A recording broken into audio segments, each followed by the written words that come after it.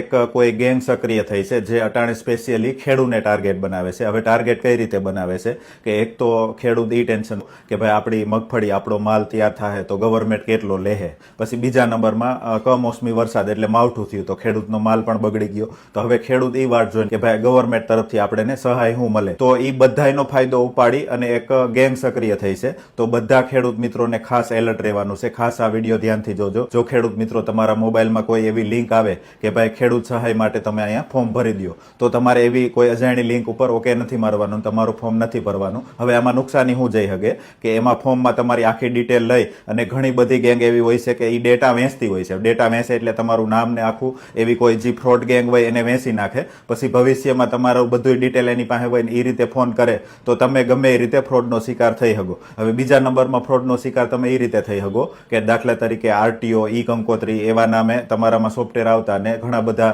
Okay મારી દેતા. દાખલા તરીકે લગનગાળો હોય તો ઈ કંકોત્રીના નામે અંદર પીડીએફ ફાઇલ XYZ સોફ્ટવેર આવતા, પછી આરટીઓ ચલણ નામે આવતા. તો હવે ખેડૂત સહાયના નામે પણ તમારામાં એપીકે ફાઇલ આવી શકે. અને ઘણા ખેડૂતને એમ હોય કે કાંઈ ખેડૂત સહાયનું છે તો આપણે અંદર ડાઉનલોડ કરી અને જોઈએ શું છે, એમ થાય કે ભાઈ જલ્દી સહાય મળી જાય તો. એટલે મિત્રો આમાં ખેડૂત સહાયના નામે ખેડૂત આયરે છેતરપિંડી પણ થઈ શકે.